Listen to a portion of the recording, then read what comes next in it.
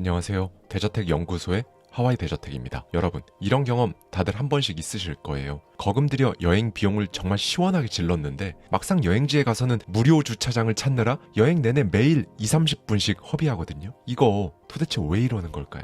여러분, 뭔가를 갖기 위해 지불하는 건요, 우리 뇌에 직접적으로 고통을 줍니다. 어떤 고통을 얼마나 주는지, 그 결과가 어떤지에 대해 오늘 제대로 알아볼 건데요. 그리고 플러스로 부자가 되려면 반드시 따라야 하는 소비 방법까지 제가 낱낱이 말씀드리도록 하겠습니다. 지불의 고통, 이 영상을 통해 이제 오늘부터 이걸 알게 되셨잖아요. 그럼 여러분은 이 영상을 보기 전이랑 달라지실 겁니다. 진짜 미묘하게 돈을 더 잘 아끼게 되실 거고요. 미묘하게 여러분 계좌에 돈이 조금 더 잘 모일 겁니다. 이 미묘한 수준이 쌓이면 진짜 엄청난 차이를 가져오거든요. 이제 본격적으로 들어갑니다. 네, 여러분이 돈을 쓰면요, 여러분의 뇌는 실제로 고통을 느낍니다. 돈을 쓰는 건 사실 하루에도 몇 번씩 하고 살면서는 정말 셀 수도 없이 빈번하게 소비를 하니까 그냥 그런가 보다 해서 잘 모를 뿐이죠. 미국 스탠퍼드 대학교 심리학자 브라이언 너슨 교수 연구진의 연구 결과를 좀 살펴볼까요? 사람들이 물건을 구매하고 실제 돈을 쓸 때 뇌에서 어떤 일이 일어나는지 기능적 자기공명 영상 장치 fMRI를 통해 분석합니다. 실험자는 총 26명, 이들에게 각각 $20, 우리 돈 약 26,000원의 현금을 주고요, 원하는 물건을 골라보라고 한 거죠. 가격은 비싼 제품부터 저렴한 제품까지 다양했습니다. fMRI 장치에 들어간 실험자들은 총 3단계를 거치는데요. 처음 4초 동안은 40여 개의 제품에 노출됩니다. 그 다음 4초 동안은 제품에 대한 가격을 보게 되고요, 마지막 4초 동안은 해당 제품을 구매할 건지 말 건지 선택하는 거죠. 제품 하나당 2초 간격을 두고 계속 다른 제품으로 넘어갑니다. 그렇게 의사결정을 반복하게 했어요. 실험 결과는 어땠을까요? 실험자들이 3단계 과정을 거쳤죠. 실험 참가자들은 진짜 다 공통적으로 자기가 사고 싶은 제품에 노출됐을 때는 즐거움을 나타내는 뇌의 측좌핵이 빛났고요, 그 다음 가격이 얼마인지 딱 뜨는 순간 두려움과 관련된 전전두엽 피질이 활성화됐습니다. 그리고 이제 마지막으로 비용을 지불하는 단계에서는요, 고통과 관련된 뇌의 섬이라는 부분이 활성화된 겁니다. 여러분이 별 생각 없이 물건을 고르고 돈을 내고 하는 것 같아 보여도요, 여러분의 뇌는 단계적으로 즐거움에서 두려움, 두려움에서 고통이라는 절차를 밟고 있었던 거죠. 그러니까 이 연구 결과 돈을 쓸 때 뇌는 실제로 고통을 느낀다는 게 증명이 된 겁니다. 그러니 여러분의 성공이라는 그림에 돈을 아껴서 자산을 늘리는 것이 조금이라도 포함되어 있다면요, 지불의 고통이라는 게 있다는 걸 꼭 아셔야 해요. 그냥 모르고 살거나 무시하면 안 됩니다. 왜냐면요, 이 지불의 고통은 사실 고의적으로 잘만 이용하면 여러분의 충동적인 소비를 막아주는 진짜 좋은 아군이자 든든한 서포터가 될 수 있으니까요.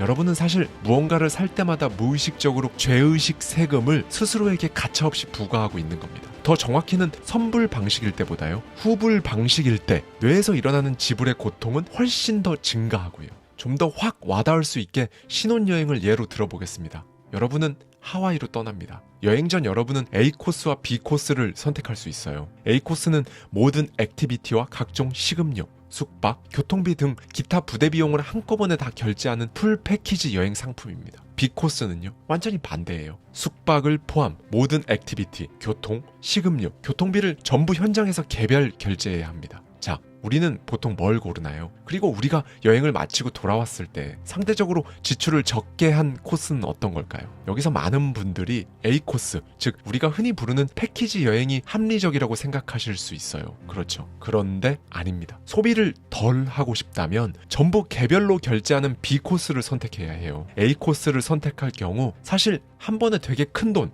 목돈을 팍 쓰는 거거든요. 그런데 한 번만 그렇게 결정을 하면 더 이상 죄의식 세금을 여러분 스스로에게 부과할 필요가 없습니다. 그렇죠? 고통이 그렇게 크지 않다는 거예요. 그렇게 한 방에 미리 결제해놓고 여행을 가면 사람은 보통 개별적인 소비의 고통이 이제 없으니까 최대한 여행지에서의 이국적인 즐거움을 만끽하려고 합니다. 미리 결제한 금액이 뭔가 흐릿해지면서 이제 완전히 종류가 다른 추가 지출, 그러니까 현지 쇼핑센터에서 계획에 없던 물건을 텍스 프리라는 문구에 혹해서 사버린다거나, 현장에서 추가 결제를 하면 할 수 있는 액티비티가 있는데 원래 계획에도 없었고 하고 싶지도 않았지만 패키지 여행을 함께 온 다른 사람들이 재밌게 즐기는 걸 보고 추가 결제를 또 해버리는 우를 종종 범하잖아요. 그런데 B코스를 선택했다면요. 여러분은 개별 항목을 구입할 때마다 죄의식 세금을 치르는 경험을 합니다. 지불의 고통이 즐거움을 반감시키는 거죠. 자연스럽게 지불 총액은 줄어들고요. 여기서 혹시 핵심을 눈치채신 분 계신가요?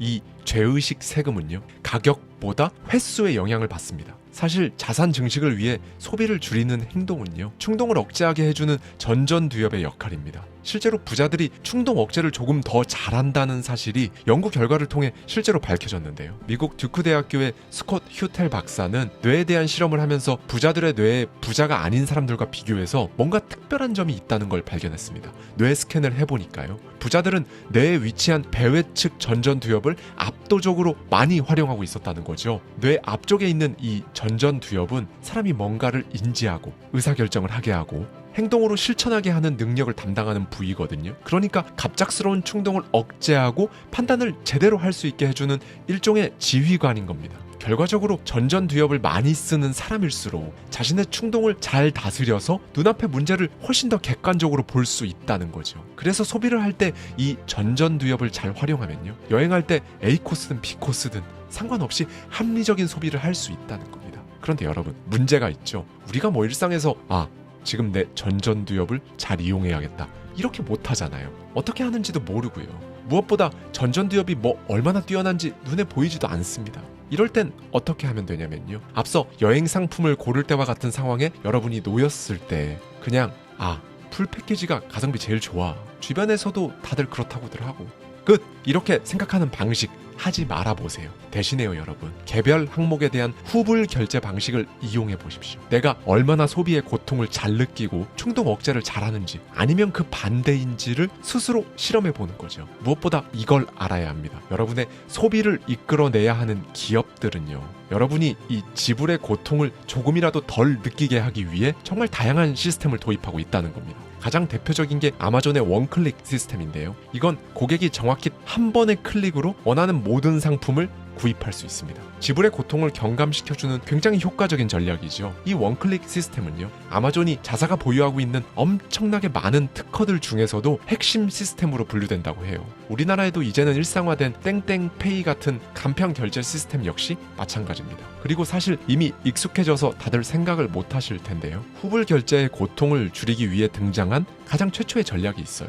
바로 신용카드입니다. 자, 여기 부의 감각의 저자이기도 한 미국의 경제학자 댄 에리얼리가 이 지불의 고통을 숟가락질 횟수와 비교한 굉장히 흥미로운 연구를 한 바 있는데요. 연구진은 음식을 마련해 놓고 실험 참가자들에게 숟가락질 한 번에 $1를 내야 한다고 말한 거죠. 그러니까 밥을 먹으면서 최종적으로 숟가락질을 100번 했다면 무려 $100를 내야 하는 겁니다. 실험에 참가한 사람들은 어땠을까요? 당연히 한 입 먹을 때마다 돈을 내야 하니까 그걸 신경 쓰느라 음식을 먹을 때마다 점점 즐거움이 조금씩 감소한 겁니다. 이때 숟가락질 한 만큼 돈을 낼 때 현금 지불 방식과 신용카드 지불 방식 두 가지가 있는데요. 지금 보고 계신 그래프 같지요? 신용카드로 계산을 했을 때가 현금으로 지불했을 때보다 만족도가 훨씬 높았습니다. 왜? 신용카드로 계산을 하면 돈 빠져나가는 게 눈에 안 보이니까요. 지불의 고통이 확실히 낮아진 겁니다. 반면 소비자의 지불의 고통을 별거 아니라고 생각해서 엄청나게 애를 먹은 우픈 사례도 많습니다.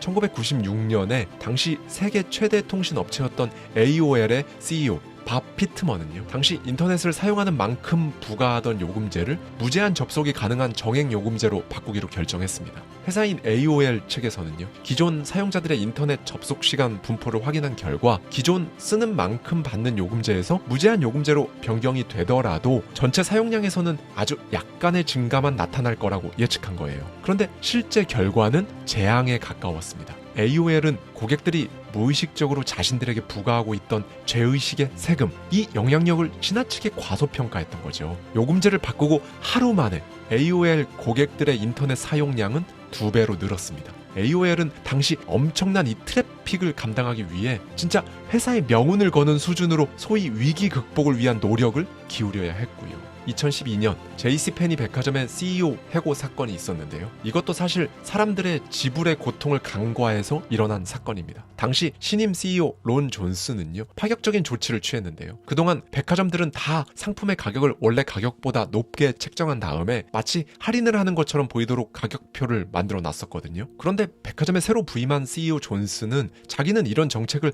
사기라고 생각한다면서 소비자들을 기만하지 않는 공정한 가격 정책을 펴겠다며 가격표를 완전히 바꿔버렸습니다. 어떤 상품이 원래 가격은 15만 원인데 20만 원이라고 가격을 부착한 다음에 이제 25% 세일이라는 딱지를 붙여놨었어요. 그런데 이제 그런 거 없이 그냥 15만 원 이렇게 정직하게 가격표를 붙여놓은 거죠. 정말 아이러니하게도 결과는 참담했습니다. 매출이 엄청나게 줄어든 겁니다. 어느 정도였냐면요, 1년 만에 10억 달러, 우리 돈 무려 1조 3천억 원에 달하는 엄청난 손해를 입었어요. 어마어마하죠. 결국 CEO 존스는 이사회로부터 해고됩니다. 정말 중요했던 건 할인이라는 단어를 붙여서 소비자들한테 죄의식 세금, 그러니까 소비의 고통을 줄여주는 조치가 필요했던 겁니다. 자, 그럼 우리는 어떻게 하면 될까요? 우리는 당연히 자산을 증식하고 싶어 합니다. 그렇죠? 자산을 늘릴 때 불필요한 소비를 없애는 건 무조건 같이 따라가야 하고요. 다시 한번 말씀드리면 필요한 소비가 아니라요,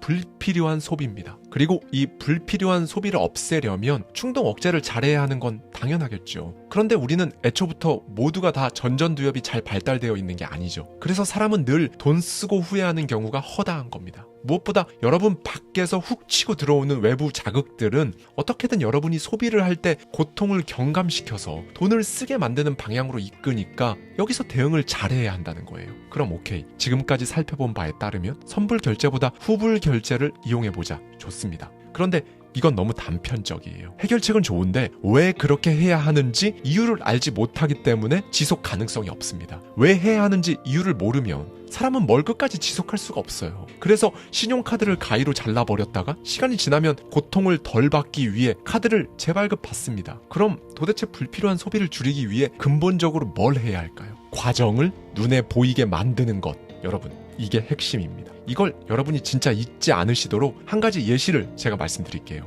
여러분이 비행기 표를 알아보기 위해 사이트에 접속합니다. 이때 세 가지 상황이 발생할 수 있어요. 1. 검색어를 입력하고 엔터를 눌렀는데 결과가 바로 눈에 보인다. 2. 검색어를 입력하고 엔터를 눌렀는데 연결 신호가 뜬다. 그리고 연결이 될 때까지 때론 짧게 혹은 좀 더 길게 기다린다. 어쨌든 결과가 뜬다. 3. 검색어를 입력하고 엔터를 누르면 지금 보시는 사진처럼 어떤 상황이 진행되고 있는지 상태를 알 수 있다. 거리별, 가격 순으로 비행편이 차츰 정렬이 막 되면서 시간이 지날수록 점점 더 많은 비행편이 보이기 시작한다. 자, 이때 사람들의 만족감을 살펴볼까요? 1번 상황에서 검색 결과를 즉시 확인할 수 있을 때 사람들의 만족감은 평범한 수준입니다. 2번 상황에서 화면이 비어있는 경우 결과가 바로 나오면 만족감이 평소보다 높지만 기다리는 시간이 오래 걸릴수록 만족감은 떨어지고요. 3번 상황을 볼게요. 일단 진행 과정이 부분적으로 눈에 보일 때 만족감이 가장 높습니다. 그러면서 눈에 보이는 상황이 발생할수록 만족감은 더 높아지고요. 물론 이마저도 이제 대기 시간이 길어지면 만족감은 또 떨어지고요. 자, 여기서 우리가 알 수 있는 건 뭔가요? 결과를 그냥 한눈에 바로 딱 봤을 때보다 그 과정이 계속해서 눈에 보였을 때 만족감이 더 높아지는 겁니다. 지출을 할 때도 똑같아요. 후불 결제를 하는 게 중요한 게 아니라요, 후불 결제를 통해 여러분 통장 잔고에서 돈이 더 빠져나가는 그 과정을 문자 알림으로 해두었을 때 소비의 고통이 가장 크게 발생합니다. 잔고가 원래 얼마였는데 몇십만 원, 몇백만 원이 빠져나가서 잔고가 막 줄어드는 그 과정을 눈으로 직접 볼 때 훨씬 더 효과적으로 불필요한 지출을 줄일 수 있는 거예요. 네, 돈이 빠져나가는 과정을 눈에 보이게 하는 건데요. 재밌는 건 정확히 반대로 돈이 쌓이는 과정을 눈에 보이게 했을 때 저축률이 올라간다는 연구 결과도 있습니다. 댄 에리얼리가 진행한 또 다른 연구 결과인데요. 이 연구는 케냐에 있는 키베라라는 슬럼가에서 진행됐어요. 댄은 이들이 저축하게 만드는 것, 이게 목표였죠. 그는 마을 사람들을 8개 그룹으로 나눕니다. 집중해서 들어주세요. 첫 번째 그룹에게는 말로 저축을 권합니다. 두 번째 그룹에게는 문자를 보냈죠. 그 문자를 일주일에 한 번씩 6개월 동안 계속 보내요. 100실링을 아끼도록 노력합시다. 세 번째 그룹에게는 마치 그들의 자녀가 보내는 것처럼 문자를 보내요. 이런 거죠. 엄마, 아빠, 우리 가족의 미래를 위해 100실링을 아껴주세요. 네 번째 그룹에게는 백슬링을 저축하면 10%의 이자를 받는다고 말합니다. 다섯 번째 그룹에게는 20%의 이자를 받는다고 말해요. 여섯 번째 그룹에게는 10%의 이자를 미리 줍니다. 이자를 선지급하는 거죠. 일곱 번째 그룹에게는 20%의 이자를 선지급했습니다. 다만 100실링을 저축하지 못하면 선지급된 이자는 반환해야 했고요. 마지막 여덟 번째 그룹은 일단 숫자 1부터 24까지 적힌 동전을 건네줬고요. 집 어딘가에 동전을 놔두라고 지시합니다. 그리고 일주일 단위로 저축 성공 여부에 따라 동전의 흔적을 남기도록 한 거죠. 만약 어떤 주에 저축을 못했으면 동전을 빼고, 저축을 했으면 동전에 칼집을 내는 식으로요. 네, 여러분, 과연 이 8개의 그룹 중 저축을 가장 많이 한 그룹은 어느 그룹일까요? 결과는 놀라웠습니다. 말로만 저축을 권한 그룹은 저축을 가장 적게 했고요. 문자를 보낸 그룹은 저축이 약간 늘었어요. 그리고 저축 완료 시 이자를 주겠다고 한 2개의 그룹 모두 저축이 약간 더 늘었습니다. 그런데 10% 이자나 20% 이자나 비슷했고요. 선 이자를 준 그룹은 이자가 예고된 그룹보다 좀 더 많이 저축합니다. 여기도 역시나 10% 선 이자나 20% 선 이자나 차이는 없었고요. 자녀의 문자를 받은 그룹의 경우 20% 선 이자 그룹과